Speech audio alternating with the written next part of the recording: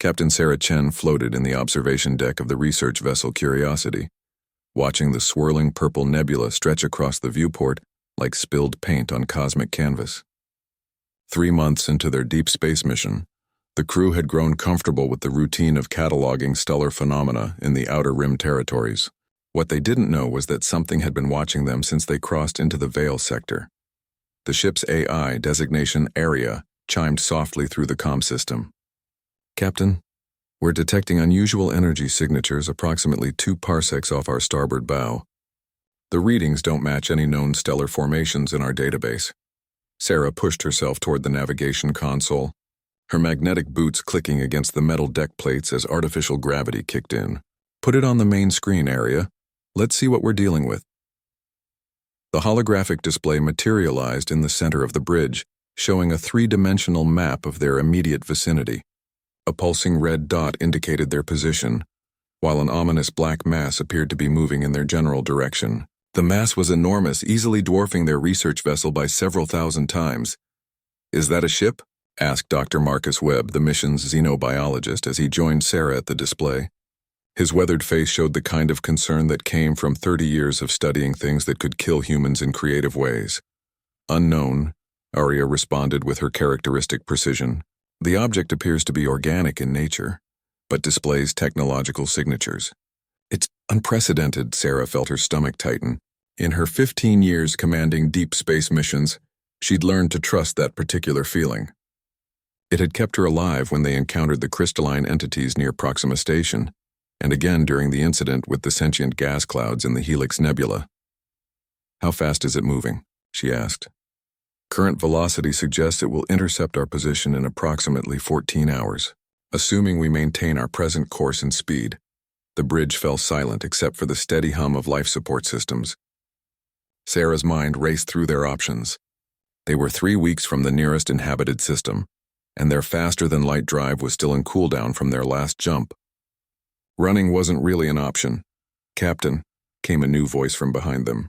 Lieutenant Commander Yuki Tanaka, their communications officer, approached with a datapad in her hands and worry etched across her features. "I've been monitoring subspace frequencies since Arya detected that thing. There's chatter." "What kind of chatter?" Yuki's fingers danced across the datapad's surface, bringing up a series of waveform patterns. "It's encrypted, but I managed to break through some of the simpler protocols. From what I can tell, it's bounty hunter communications, multiple ships all converging on this sector." Dr. Webb's face paled. "Bounty hunters? Why would they be interested in us? We're just a research vessel." Sarah studied the communications data, her tactical training kicking in automatically. She'd seen similar patterns before during her time in the Colonial Defense Force. This wasn't random criminal activity.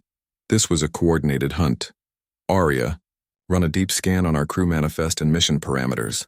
Cross-reference with any galactic databases you can access through subspace relays.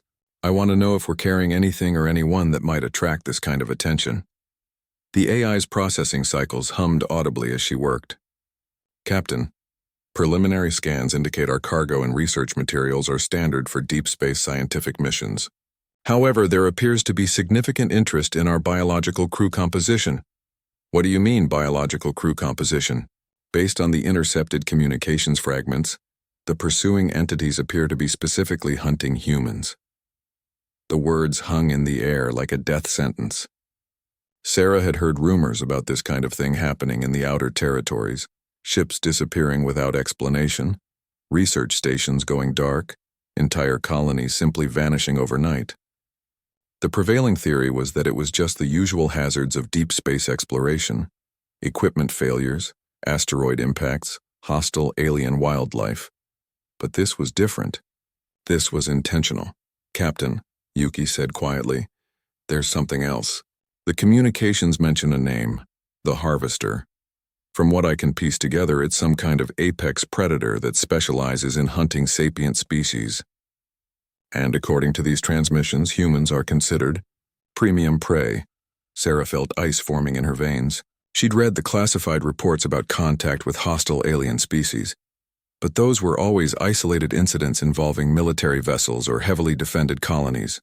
The research ship Curiosity carried a crew of 12 scientists and support staff. They had basic defensive shields and a handful of emergency plasma charges, but nothing that could stand up to a dedicated predator.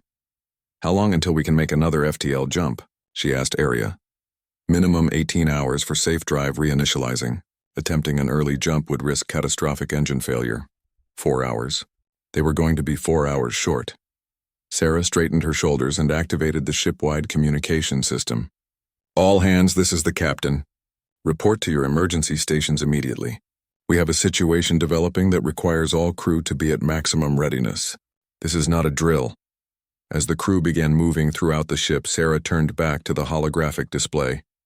The black mass had grown noticeably larger, and new red dots were appearing at the edges of their sensor range. The bounty hunters were closing in, and at the center of it all was something that had evolved specifically to hunt beings like them. But Sarah Chen hadn't survived 15 years in deep space by giving up when things got difficult. Humans had a reputation in the galaxy for being unpredictable, stubborn, and absolutely refusing to die quietly. If this harvester wanted to add her crew to its collection, it was going to learn why humanity had spread across half the galaxy, despite being one of the youngest species in known space. She was about to give the universe's deadliest predator a lesson in human tenacity. The crew of the Curiosity worked with desperate efficiency as they prepared for what might be their final stand. In the engineering bay, Chief Engineer Rodriguez had stripped down non-essential systems to reroute power to their defensive shields, while Dr. Webb frantically searched through their biological samples for anything that might serve as a deterrent or weapon. Sarah stood in the modified cargo bay that now served as their command center, watching her people transform their peaceful research vessel into something resembling a fortress. It wasn't much, but humans had always been remarkable at making do with limited resources. "Captain," called Engineer Rodriguez through the comm system, "I've managed to boost our shield output by 30%, but it won't last long under heavy fire. Maybe 20 minutes if we're lucky." "What about our plasma charges?" "We've got 6 emergency charges meant for asteroid clearing. I've rigged them to our forward launchers, but they're not exactly precision weapons. More like cosmic shotgun blasts." Sarah nodded grimly. 6 shots against whatever was coming for them. It would have to be enough. Lieutenant Commander Tanaka approached with fresh intelligence gleaned from the intercepted communications. "Captain, I've learned more about our situation. The Harvester isn't just any predator. It's apparently the most successful hunter in known space. According to these transmissions, it's taken down prey from over 200 different species. Any information about its tactics? Weaknesses?" Yuki's expression darkened. "That's the problem, Captain. Every species it's hunted has been completely eliminated. No survivors, no witnesses, no data about how it operates. The only reason we know it exists is because the bounty hunters coordinate through encrypted channels, and they're careful to stay well clear until it's finished." Dr. Webb looked up from his collection of specimen containers, his face animated with the kind of excitement that only came from a potential breakthrough. "Captain, I think I might have found something useful. We're carrying samples from the Kepler 442b expedition, including some organisms that produce bioluminescent toxins. Toxins that could affect an unknown alien predator? Maybe. The compounds are designed to disrupt neural pathways in carbon-based life forms. If this harvester is even partially organic, it might be vulnerable. The problem is delivery. We'd need direct contact." Sarah considered their options. Direct contact with something that had successfully hunted 200 different species wasn't exactly appealing, but it might be their only chance. "Arya, what's our current status on the approaching vessels?" The AI's response carried an unusual undertone of concern. "Captain, the entity designated as the Harvester will reach our position in approximately 6 hours. However, I'm detecting something unprecedented in its approach pattern. Elaborate. The creature appears to be studying us. Its movement vectors suggest it's analyzing our ship configuration, crew complement, and defensive capabilities before engaging. This level of tactical assessment is far beyond what we've observed in any predatory species." Sarah felt a chill run down her spine. They weren't just dealing with a monster. They were facing an intelligent apex predator that had learned to hunt thinking beings across the galaxy. It was using their own intelligence against them.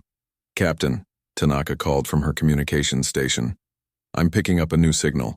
It's coming from the Harvester itself." The bridge fell silent as everyone turned toward the communications officer. First contact with an alien intelligence was supposed to be humanity's greatest achievement, but under these circumstances, it felt more like receiving a death sentence. "Put it through the speakers," Sarah ordered. The sound that filled the bridge defied description. It was simultaneously organic and mechanical, like the song of some impossible creature that had learned to speak through technology. But underneath the alien harmonics, there were patterns that suggested meaning, purpose, intelligence. Area worked frantically to process the signal. "Captain, the transmission contains linguistic structures similar to those used by 17 different species. It appears to be some form of universal communication protocol. Can you translate it?" "Working on it now, Captain. Initial analysis suggests a greeting, or perhaps a challenge. The distinction is unclear." Dr. Webb moved closer to the speakers, his scientific curiosity overriding his fear. "It's magnificent," he whispered. "A being that's learned to communicate with its prey in their own languages. The level of adaptive intelligence required for that kind of linguistic flexibility is extraordinary." Sarah shot him a sharp look. "Doctor, that magnificent creature is planning to kill us all." "Yes, but think about what that implies, Captain. It doesn't just hunt randomly. It studies each species, learns their languages, their tactics, their fears. It's not just a predator, it's an anthropologist of death." The transmission ended abruptly, leaving them in tense silence. Sarah realized that whatever they were facing had just announced its presence, the same way a cat might toy with a mouse before the final strike. The harvester was confident enough in its abilities to let them know it was coming. "Captain," Area announced.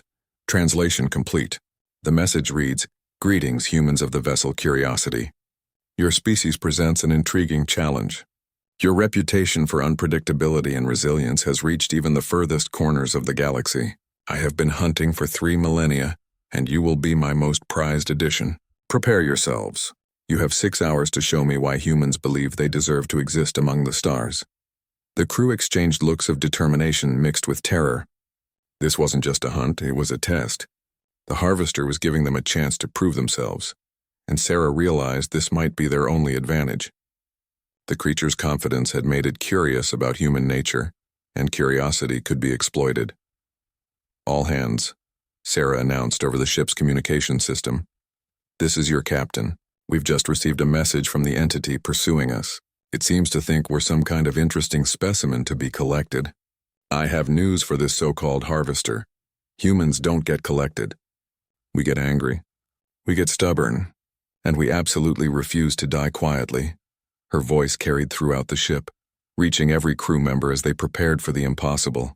"We have 6 hours to show this creature why humanity has survived everything the galaxy has thrown at us.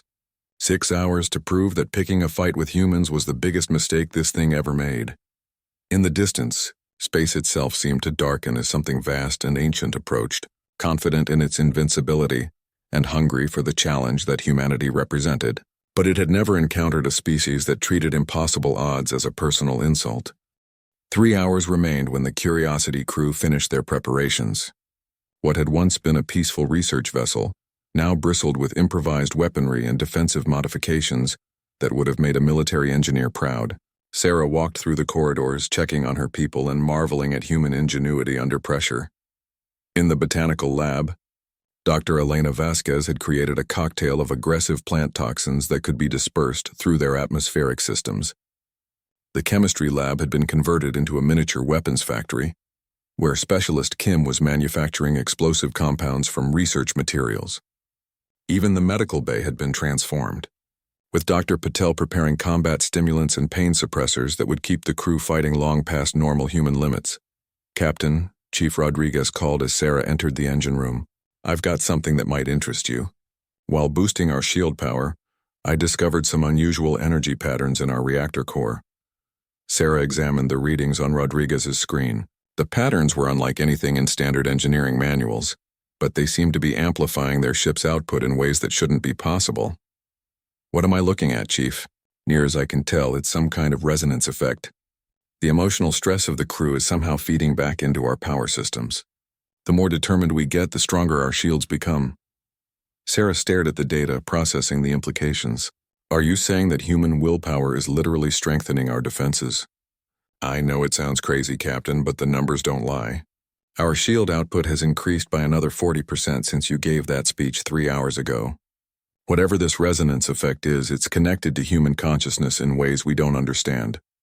Before Sarah could respond, Arya's voice echoed through the ship with urgent precision. All stations, the Harvester has begun its final approach. Estimated contact in 47 minutes. Sarah rushed back to the bridge where the main view screen now showed their pursuer in terrifying detail. The Harvester was unlike anything in human xenobiological databases, a massive creature that seemed to be part organic tissue and part advanced technology. Writhing tentacles covered in biomechanical sensors stretched out from a central mass that pulsed with bioluminescent patterns. It moved through space with the fluid grace of something that had evolved specifically for this environment. "My God," whispered Dr. Webb. "It's beautiful and absolutely terrifying." Lieutenant Commander Tanaka looked up from her communications station with wide eyes.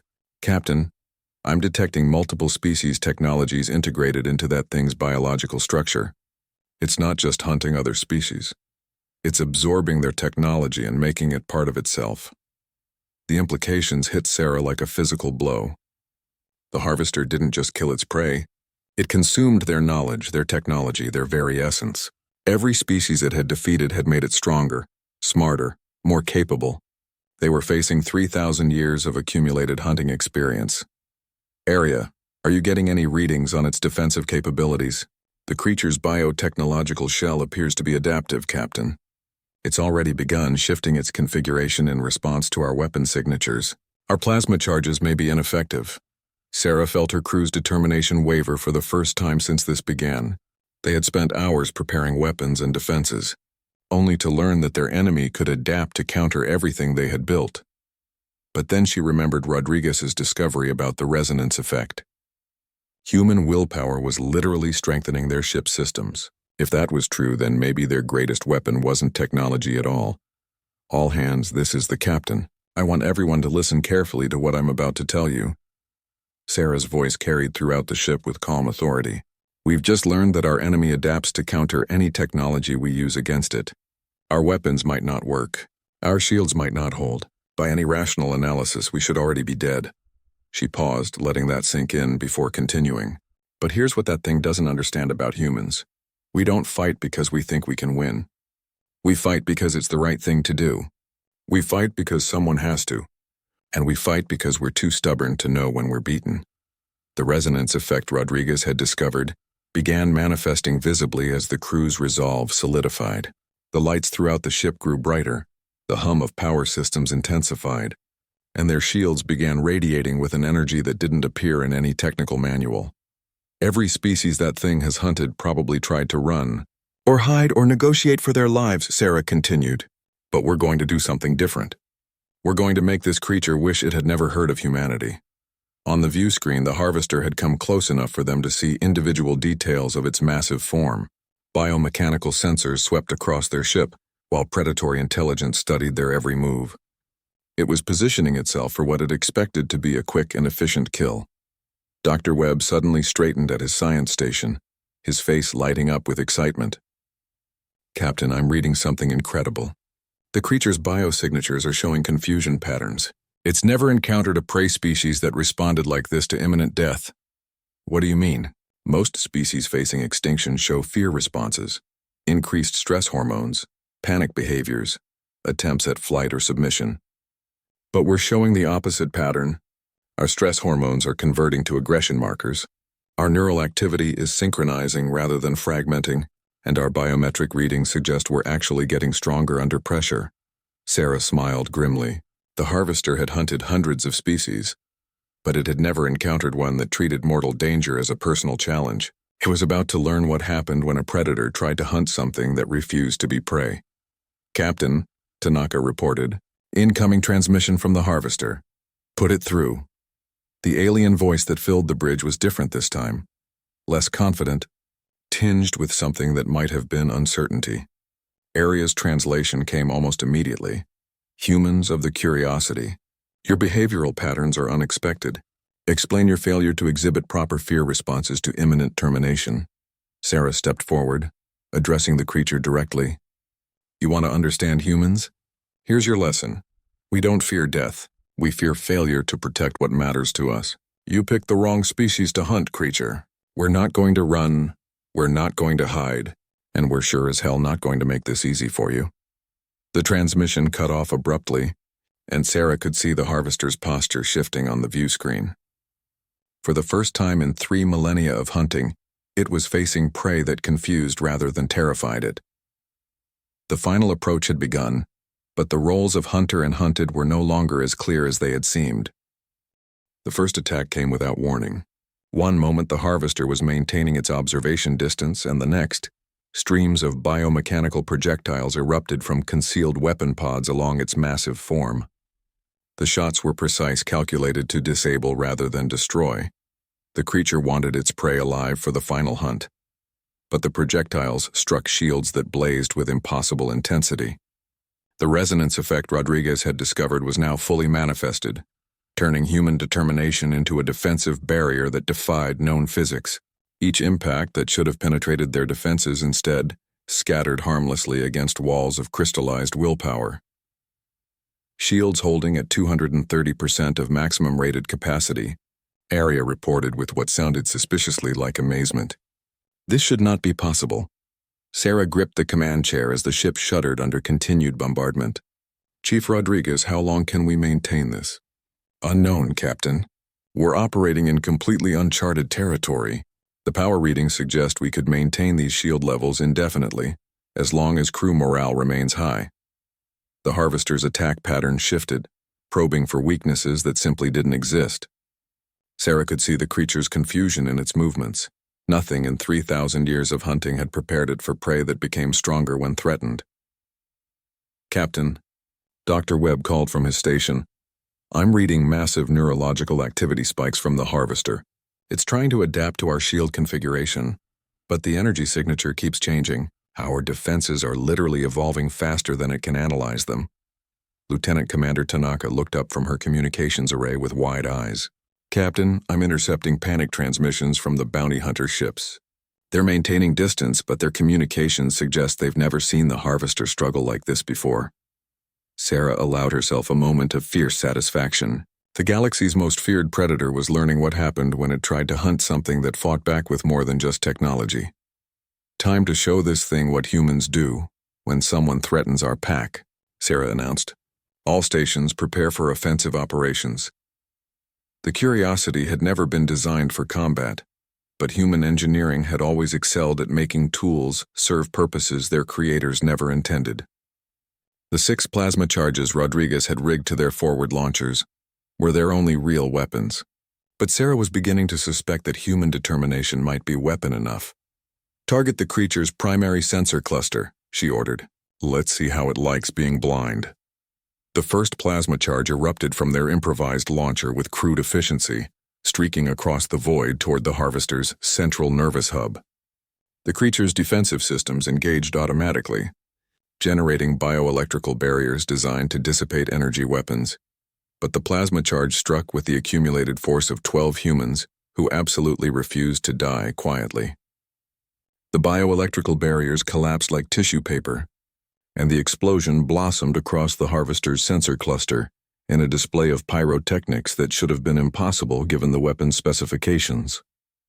The creature reeled backward, its movements suddenly uncoordinated. For the first time in millennia, the harvester had been hurt by something it was trying to hunt.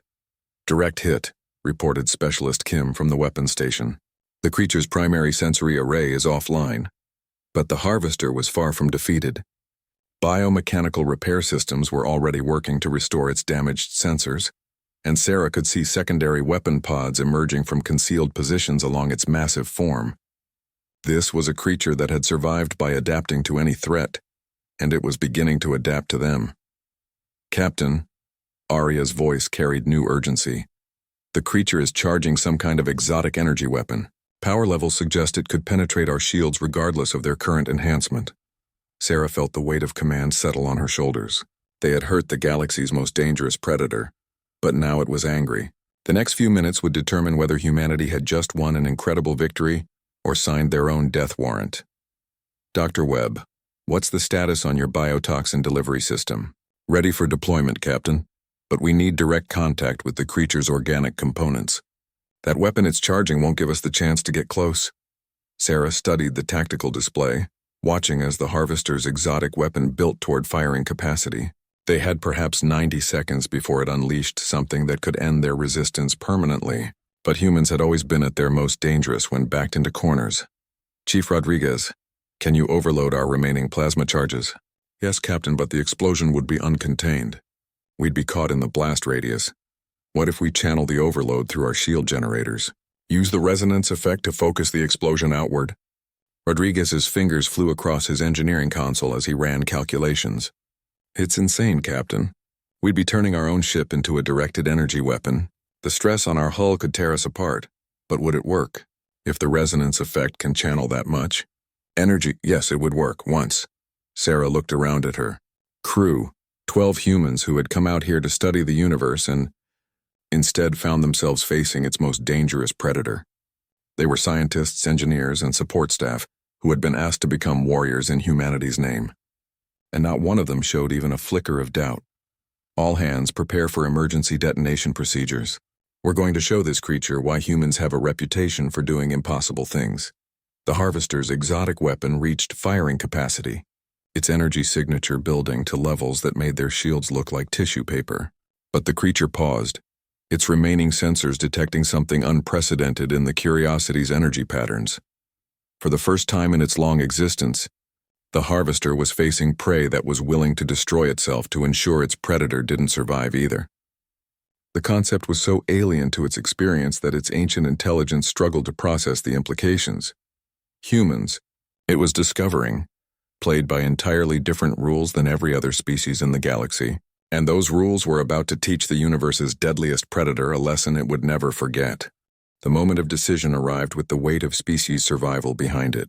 Sarah's hand hovered over the detonation control while the Harvester's exotic weapon reached critical charge levels. The creature's massive form filled their view screen, its biomechanical surface rippling with predatory anticipation. But something unexpected happened in those final seconds. The Harvester hesitated. Captain, Dr. Webb called from his science station, his voice filled with wonder. The creature is experiencing massive neural confusion patterns. Its behavioral algorithms are failing to process our response matrix. Sarah kept her hand on the detonation control but paused to listen. In 3,000 years of hunting, the Harvester had never encountered prey that responded to certain death by preparing to take their predator with them. Its ancient intelligence was struggling to categorize what it was seeing. Arya, are you detecting any change in its weapon status? The exotic energy weapon is maintaining charge but has not fired, Captain. The creature appears to be reconsidering its approach. Lieutenant Commander Tanaka suddenly straightened at her communications station. Captain, incoming transmission from the Harvester. It's different from before. Put it through. The voice that filled the bridge carried tones they hadn't heard before. Confusion, curiosity, and something that might have been respect. Arya's translation came with unusual hesitation. Humans, your behavioral patterns exceed all known parameters. In 3 millennia of hunting, no species has ever chosen mutual destruction over submission. Explain this deviation from survival instinct. Sarah stepped forward, addressing the creature that had terrorized hundreds of civilizations. You want to understand us? We choose to die on our feet rather than live on our knees. That's what makes us human. This response pattern suggests dysfunction in your species' survival programming. No, Sarah replied firmly. It suggests that we value some things more than survival. Freedom, dignity, the right to exist without being someone else's prey. These are worth dying for. The bridge fell silent except for the hum of their overcharged systems. The Harvester's weapon remained at critical charge, but it hadn't fired. For the first time in its existence, the galaxy's most dangerous predator was learning what it meant to face a species that refused to be conquered. Dr. Webb looked up from his readings with excitement. Captain, the creature's neural patterns are shifting. It's experiencing something unprecedented. Its hunting instincts are being overridden by curiosity about our behavioral anomalies. Elaborate. Doctor, the Harvester evolved to hunt based on fear responses and survival instincts. But humans under extreme stress don't just fight back. We become more cooperative, more determined, more willing to sacrifice for each other. It's encountering a prey species that becomes stronger when threatened, and its predatory programming has no framework for processing that. Another transmission from the harvester interrupted their analysis. Your species exhibits pack-bonding behaviors under threat conditions. This suggests evolutionary development in high predator environments. You evolved to fight apex predators, Sarah smiled grimly. That's right. Humans didn't reach the top of the food chain by running away from things that wanted to eat us. We got there by refusing to stay prey. Chief Rodriguez looked up from his engineering station with amazement. Captain, the harvester is powering down its weapon systems. Its exotic energy weapon is entering standby mode. The massive creature on their view screen was undergoing visible changes. Biomechanical weapon pods were retracting, defensive barriers were lowering, and its overall posture shifted from predatory aggression to something resembling cautious respect. Humans of the vessel Curiosity, came another transmission. Your species presents variables that exceed my hunting protocols.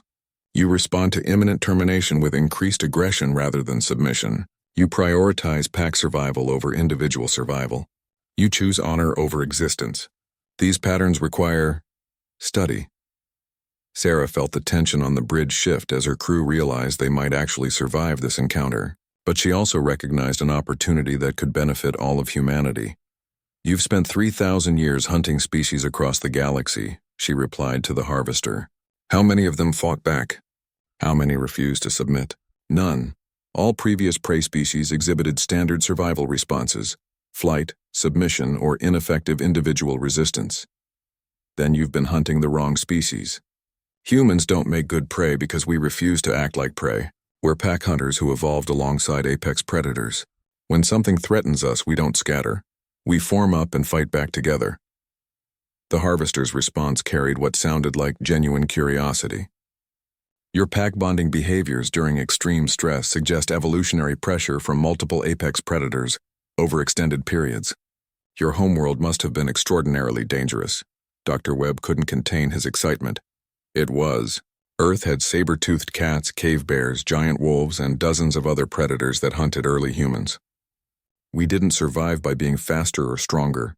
We survived by working together and refusing to give up. This explains the anomalous behavior patterns. You are not prey species. You are competing apex predators. Sarah realized they had reached a turning point. The harvester wasn't backing down because they had intimidated it. It was reconsidering its approach because it had fundamentally misunderstood what humans were. That's right, she said. You picked a fight with another apex predator. And the thing about apex predators is that they don't hunt each other unless one of them is looking for a real challenge. The creature's massive form continued to shift, its biomechanical systems adapting to this new understanding. When it spoke again, its voice carried tones of what could only be described as anticipation. Humans, your species presents the first genuine challenge I have encountered in millennia. You do not fear death, you strengthen under pressure, and you fight as a coordinated unit against superior force. This suggests a proposition. Sarah felt her stomach drop. They had convinced the galaxy's deadliest predator that they weren't prey, but now it sounded like they had attracted its interest for entirely different reasons. The next few moments would determine whether humanity had just earned a reprieve or walked into an even more dangerous situation. The proposition came with the weight of galactic history behind it. The harvester's massive form drifted closer to their ship, no longer positioning for attack, but instead assuming what appeared to be a communication posture. For 3,000 years, I have hunted across this galaxy, cataloging and terminating species that claimed dominance over their sectors. The creature's translated voice carried an undertone of ancient weariness. Each conquest has taught me about the limitations of evolved intelligence. Until today. Sarah kept her crew at battle stations, but she could feel the shift in the creature's intentions. This was no longer a predator. Addressing its prey, this was something far more complex and potentially more dangerous. Your species exhibits characteristics I have not encountered since my own evolution began. You adapt under pressure, you strengthen when threatened, and you refuse defeat even when facing overwhelming force. These traits suggest you might be capable of something no other species has achieved. Dr. Webb leaned forward at his science station, his scientific curiosity overriding the danger of the situation. Captain, The creature's biosignatures indicate it's experiencing something analogous to excitement. Whatever it's proposing, this is unprecedented in its experience. Elaborate on your proposition, Sarah replied, maintaining careful diplomatic neutrality. The harvester's response came with visible changes to its biomechanical structure. Weapon systems retracted completely, replaced by what appeared to be communication arrays and sensory equipment designed for detailed observation rather than combat. I propose an alliance, not submission, not conquest, but partnership between apex predators. Your species has demonstrated capabilities that could serve a purpose far greater than simple survival. Lieutenant Commander Tanaka looked up from her communication station with alarm. Captain, I'm detecting massive power buildup from the bounty hunter ships. They're moving to attack positions around the harvester. The tactical display showed the truth of their situation. While the Curiosity and the harvester had been negotiating, the bounty hunter fleet had interpreted the creature's peaceful posture as weakness. Dozens of heavily armed ships were converging on their position, preparing to destroy both the legendary predator and its human prey. Fascinating, the harvester transmitted. The parasitic species that follow my hunts believe my change in posture indicates vulnerability. They prepare to claim victory over both of us simultaneously. Sarah felt the familiar surge of human stubbornness that had carried them through the initial encounter. They're about to learn what happens when they threaten humans and something humans have decided not to kill. You would defend me against superior numbers? We would defend the principle that anyone trying to kill us without permission is going to have a very bad day, Sarah replied. Aria, status report on the approaching hostile fleet. 47 vessels of various configurations, Captain. Mixed armament including plasma cannons, missile systems, and what appear to be energy drain weapons. Combined firepower significantly exceeds our defensive capabilities. But Chief Rodriguez was already working at his engineering station. The resonance effect once again building throughout their ship as the crew prepared for another impossible fight. Captain, shield power is climbing again. Whatever this effect is, it responds to us protecting others just as strongly as it responds to us protecting ourselves. The harvester seemed to sense the energy buildup in their systems. Your defensive capabilities are increasing in response to threat assessment. Remarkable. You become stronger when defending your chosen allies as well as yourselves. That's what humans do, Sarah replied. We adopt people, causes, and apparently ancient apex predators into our pack, and then we get unreasonably stubborn about protecting them. The first wave of bounty hunters opened fire, targeting both ships with coordinated salvos designed to overwhelm their defenses. But they were about to learn that an alliance between two apex predators was unlike anything the galaxy had ever seen. The Curiosity's shields flared with impossible intensity, deflecting attacks that should have vaporized their small research vessel. But more impressively, the harvester's own defensive systems began resonating with the human-generated energy field, creating a shared barrier that encompassed both ships. Incredible, the creature transmitted. Your pack bonding effect extends to compatible consciousnesses. We are sharing defensive capabilities across species boundaries. Dr. Webb was practically vibrating with excitement at his readings. Captain, the harvester's biotechnological systems are interfacing with our shield matrix. It's using our determination to enhance its own defensive capabilities while simultaneously boosting our power with its advanced technology. The combined defense system that emerged from the Human Harvester Alliance proved to be more than the sum of its parts. Energy weapons that could have punched through planetary shields scattered harmlessly against barriers reinforced by 3,000 years of predatory evolution in human stubbornness. All bounty hunter vessels, Sarah broadcast on general frequencies. You are attacking a vessel under the protection of the crew of the Curiosity. We suggest you reconsider your life choices. The response from the bounty hunter fleet was predictable, increased firepower and coordinated assault patterns designed to break through their impossible defenses. But what they hadn't counted on was the harvester's response to having actual allies for the first time in its existence. Parasitic species, the creature broadcast to the attacking fleet. You have made a critical error. You assumed my peaceful posture indicated weakness. Instead, you face the combined capabilities of two apex predators who have chosen cooperation over conquest. The harvester's weapon systems came online with the efficient precision of 3 millennia of predatory evolution. But instead of the random destruction it had used against previous prey, its attacks were now coordinated with human tactical thinking.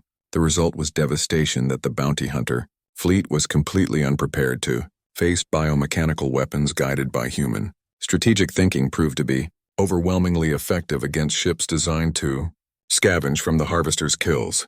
Within minutes, the attacking fleet was reduced to debris and fleeing survivors who would carry word of what happened when someone tried to hunt an alliance between apex predators. Well, Sarah said as the last of the hostile ships jumped to faster than light speed. That was educational.